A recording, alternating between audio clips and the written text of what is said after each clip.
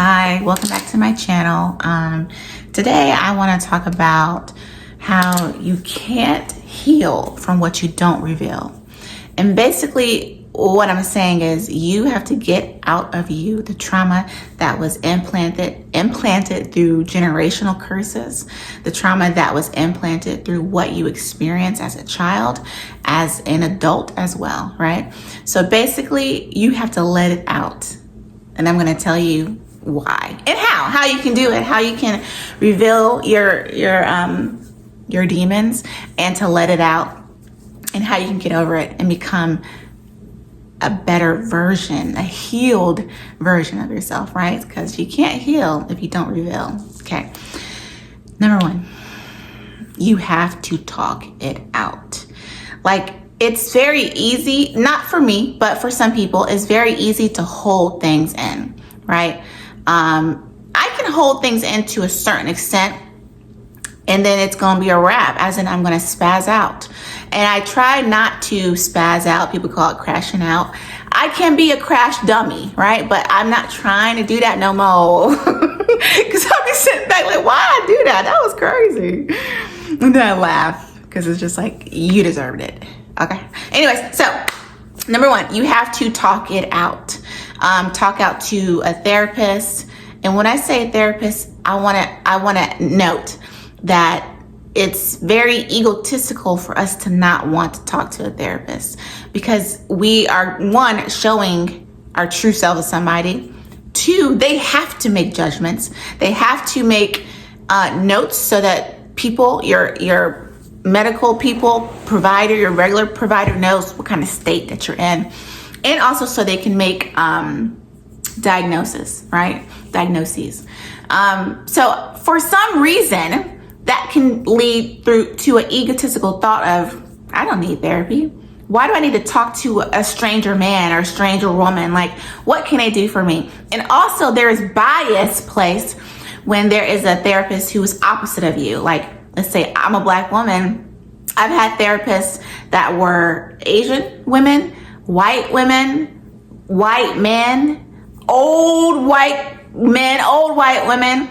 And finally, I have a Black therapist now. Like, I didn't ask for it, just happened, right? And it's a male. So he gives me his male perspective, but it's really not something that's centric in male perspectives. It's just centered in science. But anyways, it's okay to talk things out with a therapist. It's okay to talk things out with your very best friend. You can talk it out with someone that you actually trust, someone that you actually know, because 9 times out of 10, we can love our closest family members, like our parents or our sisters, but sometimes it's not embarrassing, but sometimes you don't think that they're going to be careful with your feelings and your heart. Because one, they know you, they love you. They know you always jump over drama and land on your feet. So they're thinking you're going to make it through this too, not knowing how crushed you are on the inside, right? So sometimes you can't talk to your family, but if you're lucky, you can. Or you can talk to them, but only show and tell so much, right? But either way, if you can't do neither one of those, write it out. I can't tell you how many journals I have around my home. Like, I have one, I think at my bed, one in my little upstairs loft, and then one down here at my desk. And then I have another like notebook for other things. And I also have things that guide me through getting my life together. Like today is called Today I Affirm. And it's all about like what you want to write to yourself, dear self, or there's actual questions that are prompts that can help you just make it through like what you're thinking, right? The fog that's in your brain, in our brains.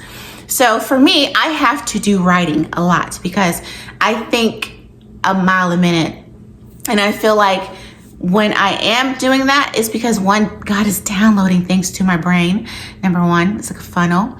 And then number two, because my brain and my intuition and my shadow of myself is telling me what really is going on in the supernatural. And it's telling me what's going on in the natural, in the real world that I was not aware of, right? And sometimes I have to talk that out loud and write it down so that I remember. But either way, at the end of the day, I know that was long, but you cannot keep this in. Whatever you went through, whether it was a molestation, a grape, somebody abusing you, somebody talking bad about you, somebody bullying you at school, at work, let it out, because if you don't, it's going to eat you alive. It is going to turn you into a shell of yourself. It's going to turn you into someone that you don't want to be. It's going to alter your internal chemistry of yourself, and you're going to end up with certain disorders, stress, anxiety, depression, a spirit of heaviness. Things are manifested that you don't let out of yourself. They end up coming out of you in some type of form. I'm telling you. If you don't let it out, if you don't cry it out, if you don't talk it out, if you don't write it out, you are going to develop these manifestations that you don't want. These aren't positive manifestations. These are the negative ones, right?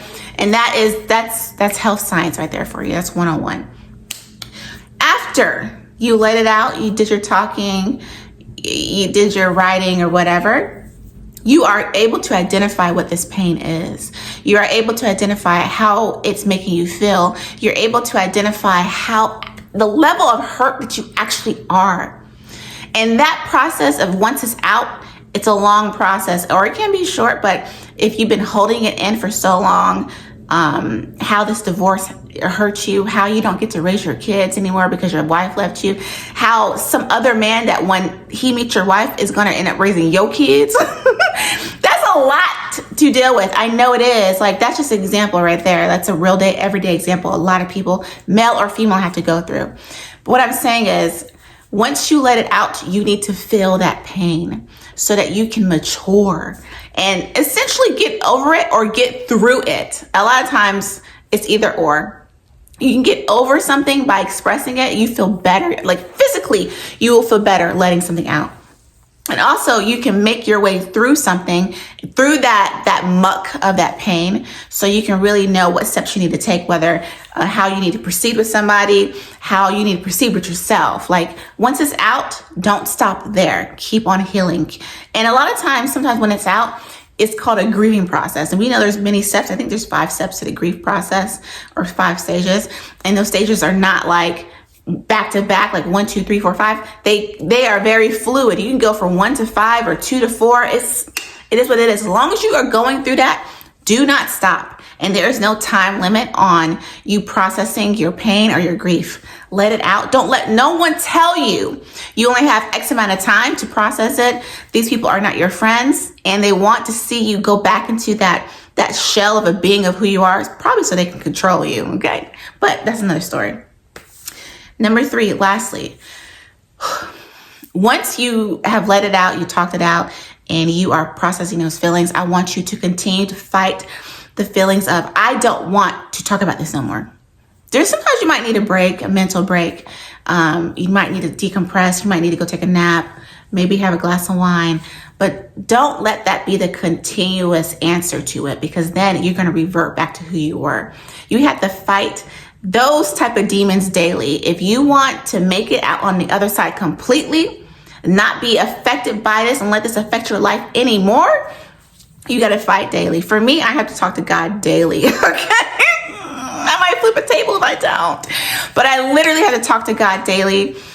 He is, downloading things into my brain, and it's helping me through. It really, really is. It helps me fight back, reverting to I'm hiding the pain, or not trusting somebody. Because the more that you let stuff out, the more you can be open to someone new. Really, that's real deal Holyfield. Lastly, associated with fighting, the urge to go back into your shell, and showing the world someone else who you're really not, is you have to sit in isolation. Like, I'm telling you, when you isolate, you are in isolation, you become a part of your elevation self. You are elevated. You get to be somebody else because you have released that frustration. You release that depression. You release that anxiety, any type of demonic oppression over you. And you are becoming your higher self, right? It's one thing to manifest something and speak it into existence, but also faith without works is dead. So you can have the faith that something's going to happen, or you want your better version of yourself, but you got to put in the work. So sometimes you got to isolate.